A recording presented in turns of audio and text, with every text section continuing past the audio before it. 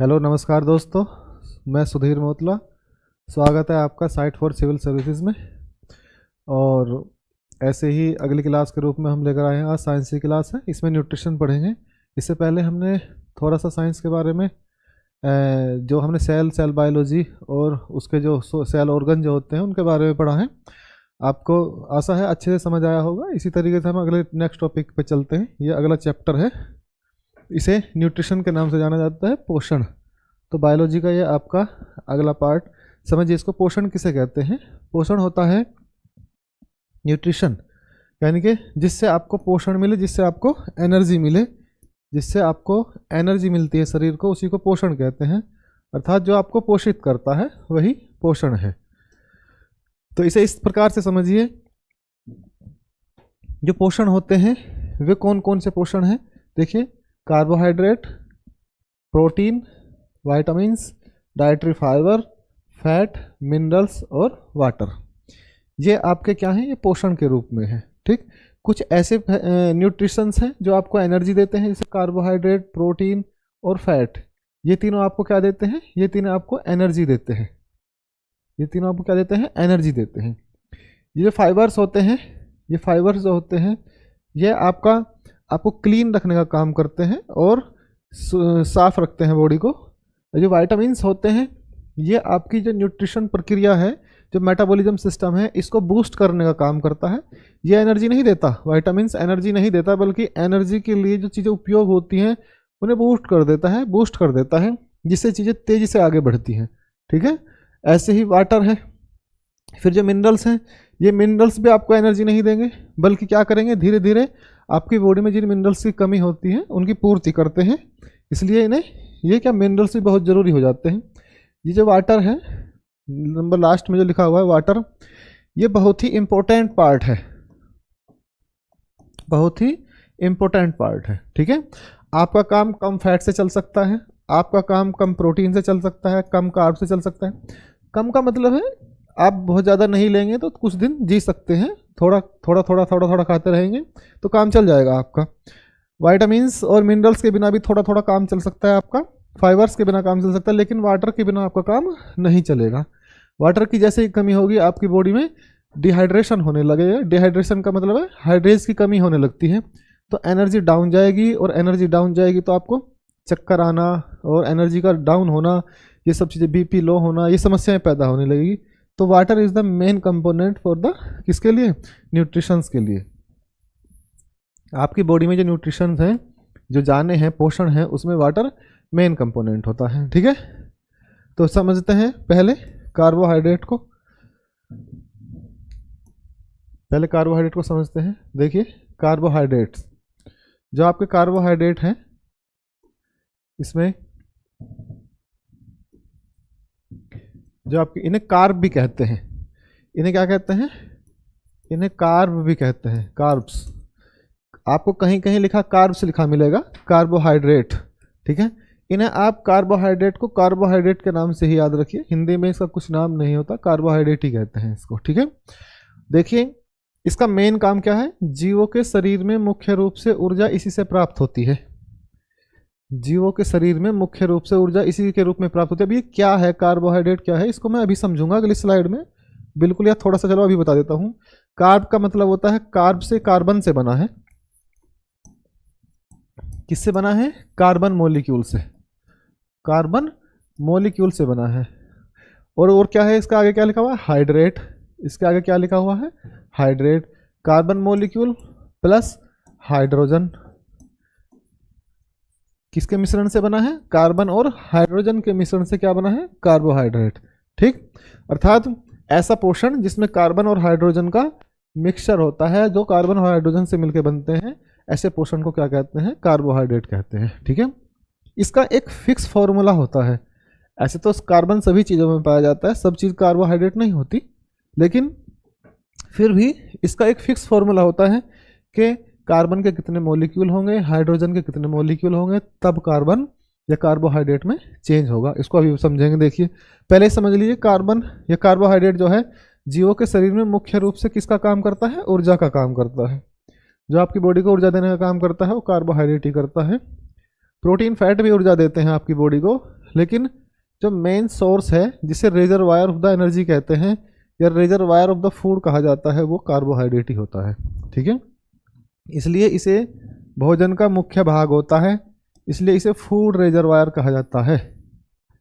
Reservoir कहते हैं एक बहुत बड़े ऐसे कह सकते हैं। देखिए रिजर्वायर वैसे तो ये पौंड के लिए उपयोग किया जाता है, जो बड़ा जलाशय होता है,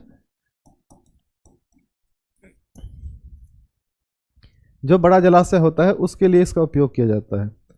लेकिन फिर भी अगर मैं यहाँ इसको उपयोग करूँ कि इसे फूड रिजर्वायर का मतलब है ये बड़े जलाशय के रूप में बॉडी में घूमता रहता है, जो आपको हमेशा एनर्जी देता रहता है। ठीक है, ब्लड में कार्बोहाइड्रेट का मुख्य परिवहन होता है।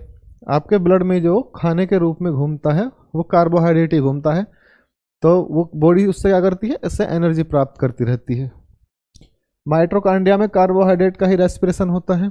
कैसे होता है? बिल्कुल ये 4-5 चीज़ें हैं, ये इसलिए लिखाए हैं पॉइंट क्योंकि क्वेश्चन में एग्जाम में क्वेश्चन पूछा गया है इस प्रकार का कि मुख्य रूप क्या है, कार्बोहाइड्रेट है भोजन का, मुख्य भाग कौन सा है, कार्बोहाइड्रेट है, फूड रिजर्वायर किसे कहा गया है, कार्बोहाइड्रेट को, ब्लड में परिवहन किसका होता है, कार्बोहाइड्रेट का, प्रोटीन का भी होता है लेकिन ऐसे नहीं होता जो एनर्जी के रूप में कार्बोहाइड्रेट को रिप्लेस कर सके। ठीक है, माइटोकॉन्ड्रिया में कौन जलता है जाके, कार्बोहाइड्रेट किसके रूप में, ग्लूकोज के रूप में।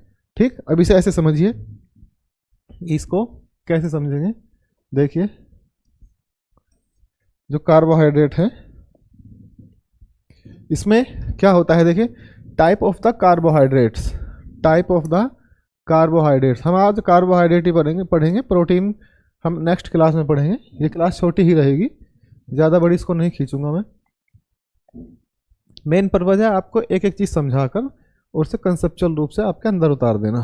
ठीक है, अब देखिए लिखा है CN, C का मतलब है कार्बन और N का मतलब है नंबर, यानी कि कार्बन के जो नंबर हैं किसके साथ में, हाइड्रोजन के 2 मॉलिक्यूल और ऑक्सीजन के साथ, ये क्या है, ये है आपका वाटर, H2O क्या है, वाटर। अब जब ये N आ जाएगा, यानी कि इतने ही मॉलिक्यूल वाटर के साथ जुड़ जाएं जितने कार्बन के मॉलिक्यूल हैं, तो वो क्या बन जाएगा, वो ग्लूकोज बन जाता है या वो कार्बोहाइड्रेट बन जाता है। इसका सूत्र होता है CN H2O और N। तो ऐसे ही ग्लूकोज का सूत्र क्या है, C6H12O6। भाई अगर मैं इसको N को 6 कर दूं, इसको N को 6 कर दूं तो C6 6 दूनी 12 और फिर 6 कम 6 तो H12 और O6, तो ये क्या बन गया, ये बना आपका ग्लूकोज। ये क्या बन गया आपका ग्लूकोज। तो ग्लूकोज के रूप में आपको क्या मिल जाएगा, कार्बोहाइड्रेट मिल जाएगा। तो कार्बोहाइड्रेट ग्लूकोज यानी कि ये लिखा आगे C6H12O6। ठीक है, मैंने क्या बताया था, कार्बन और हाइड्रेट के दोनों अणु मिलके क्या बनाते हैं, कार्बोहाइड्रेट बनाते हैं। ठीक, अब देखिए इसके जो टाइप्स हैं ये 3 प्रकार का होता है, मोनोसैकेराइड, ओलिगोसैकेराइड और पॉलीसैकेराइड। मोनो का मतलब क्या होता है, एक, मोनो का मतलब क्या होता है, एक, डाई का मतलब क्या होता है, 2, और पोली का मतलब होता है 2 से अधिक। पोली का मतलब क्या है, 2 से अधिक, यानी कि 2 से अधिक कितने भी मॉलिक्यूल। अब सैकेराइड किसे कहते हैं, सैकेराइड कहते हैं आपके जो कार्ब है, जो ग्लूकोज है आपका, उसे सैकेराइड कहते हैं। तो मोनो यानी कि एक, सैकेराइड यानी कि ग्लूकोज, यानी कि ग्लूकोज के एक मॉलिक्यूल के साथ, ग्लूकोज के एक मॉलिक्यूल के साथ जो बॉन्ड बनाता है, यानी कि जहां ग्लूकोज का एक मॉलिक्यूल होगा उसमें जो बॉन्ड बनेगा वो क्या कहलाएगा, मोनोसैकेराइड। सिंपल सा है, मोनो का मतलब एक यानी कि ग्लूकोज का एक मॉलिक्यूल, डाई का मतलब 2, ग्लूकोज के 2 मॉलिक्यूल, और पोली का मतलब 2 से अधिक, वे 3 भी हो सकते हैं, 5 भी हो सकते हैं, 6 भी हो सकते हैं, यानी कि 2 से अधिक मॉलिक्यूलों को क्या कहेंगे, पॉलीसैकेराइड कहेंगे। ठीक है, इसको ओलिगो भी कहते हैं, ओलिगो का मतलब भी यही होता है 2 से 5 के बीच का, और डाई का मतलब 2। ठीक है, तो ये टाइप्स हो गए, मोनोसैकेराइड, डाइसैकेराइड और पॉलीसैकेराइड, अर्थात 3 type of the carbohydrate are there. कौन कौन से हैं, mono, oligo polo poly. Mono का मतलब एक, ओलिगो का मतलब दो, या डाई का मतलब दो, और पोली का मतलब दो से अधिक। तो इस प्रकार से हमने इसके टाइप्स पढ़े। अब इस टाइप्स में क्या देखेंगे हम, इसमें मोनोसैकेराइड पढ़िए क्या होता है मोनोसैकेराइड। तो आपको क्या पढ़ना है मोनोसैकेराइड, आपको क्या पढ़ना है मोनोसैकेराइड। अब देखिए मोनोसैकेराइड के एग्जाम्पल देखिए क्या होते हैं। मोनोसैकेराइड का एग्जाम्पल शुगर, मोनोसैकेराइड का एग्जाम्पल क्या है शुगर। शुगर का मतलब क्या है, जो आपका ग्लूकोज है, ये फ्री ग्लूकोज कहते हैं इसे, ये फ्री ग्लूकोज है एक तरीके से, फ्री ग्लूकोज शुगर, ठीक है। फ्रक्टोज जो फलों में मिलता है, जो मोनोसैकेराइड है आपका, जो क्या है, ये जो आपका कार्बोहाइड्रेट है वो मोनोसैकेराइड उसका जो पार्ट है वो फ्रूटों में कौन सा मिलता है, फ्रक्टोज के नाम से मिलता है। एग्जाम में पूछा जाता है कि जो फ्रूट्स हैं उनमें कौन सा कार्बोहाइड्रेट मिलता है, तो फ्रक्टोज मिलता है। शहद में कौन सा मिलता है, ग्लूकोज मिलता है। शहद फ्री ग्लूकोज होता है। देखिए अगर आपको कभी थकान हो, ऐसा शरीर गिरा गिरा सा लग रहा हो बॉडी में, कभी गर्मी में इस तरह की कोई समस्या आए, तो सबसे अच्छा तरीका यही होता है कि एक गिलास पानी में शहद घोल के और पी जाइए। आपको एकदम फ्री एनर्जी देता है, एकदम तुरंत इंस्टेंट एनर्जी। कारण क्योंकि ये क्या है, ग्लूकोज है, आपकी बॉडी में ग्लूकोज ही जलता है और उसको किसी में नहीं टूटना, ये डायरेक्ट ग्लूकोज होता है, डायरेक्ट बॉडी में जाएगा और अपने आप एनर्जी दे देगा सेल को और आपकी बॉडी में एनर्जी आ जाएगी। अगला कौन सा है, गैलेक्टोज। गैलेक्टोज कहाँ मिलता है, डेयरी प्रोडक्ट, जैसे मिल्क में, जितने भी डेयरी प्रोडक्ट हैं आपके उनमें सब में क्या मिलता है, गैलेक्टोज। अगला देखिए डेक्सट्रोज। डेक्सट्रोज भी क्या है, ये भी ग्लूकोज का एक पार्ट है, यानी कि इसे डेक्सट्रोज भी कहते हैं, ये भी फ्रू ग्लूकोज ही होता है एक तरीके का। Fructose is a natural juice. जो आपका फ्रक्टोज है ये वाला, इसे नेचुरल जूस के नाम से जाना जाता है। एग्जाम में पूछा गया है कि नेचुरल जूस किसे कहते हैं, तो fructose is a natural juice. There are 6 molecule of the carbon in a glucose, यानी कि यहाँ कितने मॉलिक्यूल हैं, 6 मॉलिक्यूल हैं कार्बन के, C6 यही तो है। तो C6H12O6, तो कार्बन के कितने मॉलिक्यूल हैं, 6 मॉलिक्यूल, ठीक। मैंने आपको क्या बताया, CnH2O और N। जो भी आपको इस फॉर्म में मिले, जो भी फूड आपको इस फॉर्म में मिले, समझ जाना वो क्या है, वो ग्लूकोज का रूप है। किसका रूप है, वो ग्लूकोज का, ठीक है। तो इस प्रकार से इसका आगे देखिए, मोनोसैकेराइड्स आर क्या है, मीठे होते हैं। ये कैसे होते हैं, मीठे होते हैं। इनकी जो संरचना होती है वो क्रिस्टलाइन होती है और पानी में घुलनशील होते हैं, यानी कि जो आपका लिक्विड है उसमें घुल जाते हैं। ये इनकी नेचर होती है ये वाली। ये भी एग्जाम में पूछी गई है कई बार कि कैसे होते हैं, स्वीट्स होते हैं, क्रिस्टलाइन होते हैं और सोल्यूबल होते हैं, ठीक है। फिर से समझिए, मोनोसैकेराइड यानी कि सिंगल, क्या, सिंगल ग्लूकोज, सिंगल ग्लूकोज कैसा, शुगर है, फ्रक्टोज है। बस आपको ये ध्यान रखना है कौन सा कहाँ पाया जाता है। शुगर तो फ्री शुगर है ही है, फ्रक्टोज है फ्रूट्स में। देखो ऐसे याद रखना है, फ्रक्ट का मतलब फ्रूट्स से है, तो फ्रक्टोज फ्रूट्स में, ग्लूकोज हनी में, शहद में, गैलेक्टोज किस में, गैलेक्टोज का मतलब है जहाँ भी गैलेक्टोज लग जाए समझ जाना वो डेयरी प्रोडक्ट ही है, ठीक है। तो ऐसे ही फिर डेक्सट्रोज भी ग्लूकोज का ही रूप है। फ्रक्टोज, अच्छा ये आपके इसकी 6 मॉलिक्यूल होते हैं, ये आपको समझ आ गया। अब आगे देखिए इसमें,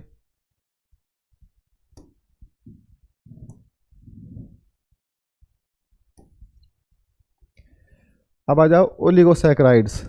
ओलिगोसैकेराइड किन्हें कहते हैं, ओलिगोसैकेराइड का मतलब होता है आपका, या डाइसैकेराइड का मतलब होता है जहां ग्लूकोज के दो, यानी कि 2 molecule of glucose, 2 molecule of glucose, यानी कि ग्लूकोज के जब 2 मॉलिक्यूल हो, जहां वो से क्या कहेंगे, ओलिगो या डाइसैकेराइड, ठीक है। इसकी फॉर्म देखिए कौन कौन सी होती हैं, सुक्रोज, शुगर केन, गन्ने में मिलता है, गन्ना, जो आपका गन्ना होता है उसमें किसके रूप में मिलती है, कार्बोहाइड्रेट सुक्रोज के रूप में। ये किस में टूटती है, ग्लूकोज में और फ्रक्टोज में। बॉडी में जाकर ये किस में टूटती है, ग्लूकोज में और फ्रक्टोज में, और फ्रक्टोज कहाँ पाई जाती है? फलों में। तो अगर आपने गन्ना खाया तो इसका मतलब क्या है? आपने फल भी खा लिया। क्यों? क्योंकि वो क्या है? फ्रक्टोज के रूप में टूटेगा। माल्टोस ये कैसा है? स्वीट फ्रूट्स, जो बहुत ही मीठे फल होते हैं, पके बहुत ज़्यादा जो फल पक जाता है उसमें माल्टोस पाई जाती है। ये ग्लूकोज में और ग्लूकोज में, दो ग्लूकोज के मॉलिक्यूल से मिलकर क्या बनती है? माल्टोज बनती है, और ये उसी में टूटती है। ठीक है। इसके बाद आता है लैक्टोज। लैक्टोज कैसा है? मिल्क में पाया जाता है। ये किस किस में टूटती है? ग्लूकोज में और गैलेक्टोज में। बिल्कुल पॉइंट टू पॉइंट बता रहा हूँ, बिल्कुल ऐसा का ऐसा ही रखा मिलेगा एग्जाम में। ठीक है। रेफिनोज ये भी एक प्रकार की क्या है? डाइसैक्राइड्स है। ये वेजिटेबल्स में पाए जाते हैं। ये गैलेक्टोज और सुक्रोज में टूटता है। और सुक्रोज क्या है आपका? सुक्रोज ये है आपका। ये कहाँ मिलती है? और गन्ने में मिलती है। ठीक है। तो ये हो गया आपका रेफिनोज। ये कैसे होंगे? इसकी प्रकृति देखिए कैसा होगा? मीठा होगा, क्रिस्टल होगा, घुलनशील होगा। तीनों वही प्रकृति है इसकी जो आपकी मोनोसैक्राइड्स की है। सेम वही प्रकृति किसकी है? डाइसैक्राइड्स की है। बस इसमें क्या अंतर है? वहाँ ग्लूकोज का एक सिंगल मॉलिक्यूल है और यहाँ ग्लूकोज के दो मॉलिक्यूल हैं। ठीक।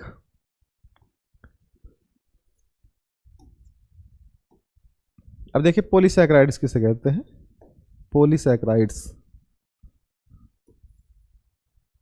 पोली, पोली का मतलब है दो से अधिक, यानी कि दो से अधिक। कितना? क्या? सैक्राइड्स का मतलब है आपका कार्ब, यानी कि जहां दो से अधिक ग्लूकोज के कार्ब्स मिलेंगे, जो ग्लूकोज के मॉलिक्यूल मिलेंगे आपको, उसे क्या कहेंगे? पॉलीसैक्राइड्स कहेंगे। ये क्या होता है? स्टार्च। देखिए आलू में स्टार्च होता है, चावल में स्टार्च होता है, और एक वो आता है खील कहते हैं जिसको, खील, उसमें भी स्टार्च होता है। जो खाने की खील्स होती है, मुरमुरे कहते हैं जिसको, आप उत्तर भारत में या दो तीन स्टेट में, यूपी वगैरह में उसे मुरमुरे कहा जाता है। तो वे क्या है? सब वे स्टार्च के रूप हैं। अच्छा, इसकी एक प्रकृति होती है कि स्टार्च को आप उबालिए, उबाल के जब उसको आप खाएंगे तो वो मीठा लगता है, यानी कि किस में टूट जाता है? वो ग्लूकोज में। जैसे आलू है, आलू को आप उबालिए, उबाल के खाएंगे तो वो मीठा लगेगा। ठीक है। ऐसे ही, या जैसे पोटैटो है, इसको आप चबाते रहिए, चबाते रहिए, चबाते रहिए, इसका मुंह में ही पाचन शुरू हो जाता है। जैसे खील है, उसको चबाते रहिए, चबाते रहिए, चबाते रहिए, वो मुंह में ही मीठा लगने लगता है। जैसे आप खाना खाते हैं तो एक टुकड़े को अधिक बार चबाइए थोड़ी देर के लिए, तो वो मीठा लगने लगेगा। इसका मतलब क्या है? वो मीठा लगने लगा, यानी कि स्टार्च का पाचन होने लगा। स्टार्च का क्या होने लगा? स्टार्च का पाचन होने लगा। स्टार्च का पाचन, और इसका पाचन मुंह में ही शुरू हो जाता है। स्टार्च का पाचन मुंह से ही शुरू हो जाता है। कहाँ से शुरू हो जाता है? मुंह से ही, क्योंकि जो हमारी लार में एंजाइम पाए जाते हैं वो स्टार्च का पाचन करना शुरू कर देते हैं, और वहीं से ये मीठा लगने लगा। इसका मतलब क्या हुआ? कि ये टूट चुका है, ग्लूकोज में टूट रहा है, तभी तो मीठा लगेगा। ग्लूकोज ही तो मीठे होते हैं। तो इसका मतलब क्या है? या फिर इन्हें उबाल लीजिए तो सिंपल तरीके से टूट जाएंगे फिर। अब देखिए सेल्यूलोज, सेल्यूलोज का मतलब है कॉटन, यानी कि जो प्लांट जो फैट होते हैं वो किस में बदल जाते हैं? वो सेल्यूलोज में बदल जाते हैं। जो आपकी जो कॉटन होती है, ऊन कह सकते हैं आप उसे, या आप रुई कह सकते हैं, वो क्या है? वो सेल्यूलोज का पार्ट है। तो वो भी क्या है? एक प्रकार का पॉलीसैक्राइड्स है, या वो भी एक प्रकार का कार्ब है, कार्बोहाइड्रेट्स है। ठीक। काइटिन, काइटिन किसे कहते हैं? देखिए ये बहुत इंटरेस्टिंग है। काइटिन होता है जो जीव होते हैं, जैसे कॉकरोच है, चींटी है और चीटा है, या कुछ ऐसे जीव जिनके ऊपर खोल हो, एक खोल टाइप का जो होता है वो काइटिन का ही बना रहता है। जैसे कॉकरोच है, जैसे कॉकरोच है, चींटी है, ये सब क्या है? इनके ऊपर का जो खोल है वो सब क्या है? वो कार्ब का बना हुआ है, कार्बोहाइड्रेट का बना होता है। ठीक है। इसलिए चाइना में कॉकरोच वगैरह खाए जाते हैं नाश्ते में, कारण क्योंकि उनमें कार्ब होता है। और वो कैसा कार्ब है? वो पॉलीसैक्राइड्स कार्ब है, और वो थोड़ी देर में किस में टूट जाएगा? बॉडी में जाके ग्लूकोज में, और वो जल्दी एनर्जी दे देता है। ठीक। ऐसे ही और भी कोई जितने भी जो झींगा वगैरह जो होते हैं, जो कछुए, बिच्छू वगैरह जो खाते हैं, उनके ऊपर जो समुद्री जो झींगा वगैरह है, और जैसे ऐसे जीव जिनके ऊपर काइटिन की परत होती है, उसको नाश्ते में खाया जाता है। यानी कि उसको किसके रूप में खाया जाता है? कार्ब के रूप में खाया जाता है। तो इसको सिंपल सा उदाहरण किसका क्या है? कॉकरोच, उसके ऊपर की जो परत है वो किसकी है? काइटिन की। अब ऐसा नहीं कि सभी के ऊपर की जो परत होगी काइटिन की होगी, जैसे कुछ के ऊपर प्रोटीन की भी हो सकती है। ठीक है। तो ये कॉकरोच के ऊपर कैसी है, काइटिन, उसे क्या कहते हैं, chitin. Glycogen fat in liver. Fat in liver का मतलब क्या है कि ऐसा फैट जो लीवर में जमा है। जब आप कार्ब खाते हैं, जैसे आपने खाना खाया, आपने 4 रोटी खा ली, 1 कटोरी सब्जी खा ली और भी कुछ खा लिया ऊपर से, लेकिन आपने इतना एक्स्ट्रा खा लिया कि अब आपको ज़रूरत नहीं है। बॉडी को ज़रूरत थी 1000 यूनिट की और आपने ले ली 3000 यूनिट, है ना। अगर आपने 3000 कैलोरी ले ली और बॉडी को ज़रूरत थी 1500 की, तो 1000 तो फालतू गई ना, 2000। तो 2000 फालतू का क्या मतलब है, उसको अब बॉडी क्या करेगी, अब ऐसे तो बाहर तो फेंकेगी नहीं, वो उसको ग्लूकोज, उससे जो उत्पन्न ग्लूकोज होगा उसको ग्लाइकोजन में रख के लीवर के पास जमा रख देती है। इसे ऐसे समझिए, जो आपका खाना है, एक्स्ट्रा खाना बॉडी में किस में टूटेगा, बॉडी में, यानी कि जो लीवर के पास जाएगा तो बॉडी में किस में टूटेगा, ग्लूकोज में। अब ग्लूकोज, पता लगा ग्लूकोज बहुत ज़्यादा बन गया, आपने ज़्यादा खाना खा लिया, ग्लूकोज बन गया ज़्यादा। तो ग्लूकोज के ज़्यादा बनने से क्या होगा, देखिए जो यूज होना है वो तो यूज हो जाएगा बॉडी में। जैसे कि इतना ग्लूकोज ले लिया कि उससे आपको 2500 कैलोरी एनर्जी मिल गई और आपको ज़रूरत थी 1500 कैलोरी की, तो 1000 कैलोरी जो है वो एक्स्ट्रा है, 1000 कैलोरी एक्स्ट्रा है। तो ये एक्स्ट्रा 1000 कैलोरी ग्लूकोज में ना टूट रखकर इसको ग्लाइकोजन में रखते हैं। इसको किस में रखा जाता है, ग्लाइकोजन के रूप में। तो लीवर अपने आसपास उन चीज़ों को ग्लाइकोजन के रूप में रख लेती है, किसको, एक्स्ट्रा ग्लूकोज को। जब फिर से ज़रूरत होगी, जब आप खाना नहीं खाएंगे, तो फिर से उस ग्लाइकोजन को ग्लूकोज में तोड़कर फिर से एनर्जी के रूप में यूज कर लिया जाता है। यही क्या है, ग्लाइकोजन और ग्लूकोज। फाइबर्स जो होते हैं ये आपके मोटे अनाजों में मिलते हैं और ये आपको बड़ी आंत को स्वस्थ रखने के लिए बहुत ही उपयोगी होते हैं। ठीक है, देखिए ये मीठा नहीं होता, ये जो आपका पॉलीसैकेराइड्स है ये मीठा नहीं होता। एमोर्फस यानी कि नॉट इन शेप, इसकी कोई शेप नहीं होती। जैसे आलू है, आलू की कोई शेप थोड़ी है, ठीक है। या और भी कोई ग्लूकोज हो सकता है, जैसे जिमीकंद है, समरकंद है, दुनिया भर की चीज़ें हैं, सब क्या है, कार्बोहाइड्रेट के रूप में जो है, उनकी कोई शेप नहीं होती और ना ही ये घुलनशील होता है। आलू को पानी में गिर घुलाते रहिए, घुल जाएगा, नहीं घुलेगा ना। तो ये क्या है, ये ना तो मीठा होगा, ना ही ये किसी शेप में होगा और ना ही ये घुलनशील होता है, उन दोनों से बिल्कुल अलग होता है। ठीक है, स्टार्च को उबालकर या भूनकर प्रयोग करें तो वो मोनोसैकेराइड की तरह जैसा व्यवहार करता है। बिल्कुल सिंपल वही बात है, जैसे आप आलू को भून दीजिए, धीरे धीरे भूनिए उसको, तो वो मीठा हो जाता है। ठीक है, वो मीठा लगता है। ठीक, उसकी चटनी बनाते हैं आप लोग। तो ये क्या है, आपके पॉलीसैकेराइड्स के। तो यहाँ तक की ये क्लास थी, छोटी ही क्लास है, मैंने आपको थोड़ा थोड़ा समझा के बताने की कोशिश करी है, ज़्यादा लंबी नहीं खींचूंगा इस क्लास को। आपको फिर से अच्छे से समझना है तो फिर से इसे रिपीट कर लीजिए। आज तक जितने भी क्वेश्चन पूछे गए हैं कार्बोहाइड्रेट से, किसी भी एग्ज़ाम में, पीसीएस का एग्ज़ाम हो, चाहे फिर निचले स्तर के कोई एग्ज़ाम हो, टीचर का एग्ज़ाम हो या फिर कोई और एग्ज़ाम हो, पुलिस वगैरह के, सब में इससे बाहर नहीं पूछा गया है। चाहे तो क्वेश्चन पेपर उठा के देख लीजिएगा, सब कुछ इसी के अंदर आएगा आपका। ठीक है, कह सकता हूँ यानी कि 90 से 95% क्वेश्चन इसी में मैंने कवर करा दिया आज की क्लास में। किससे संबंधित, कार्ब से संबंधित, कार्बोहाइड्रेट से संबंधित। ठीक है, अब मैं नेट के एग्ज़ाम की तैयारी नहीं करा रहा, सिविल के एग्ज़ाम की तैयारी करा रहा हूँ। तो सिविल के एग्ज़ाम में इतना ही पूछा जाता है, इसको आप रिवाइज करके फिर से देख सकते हैं आप वीडियो को और अपनी समझ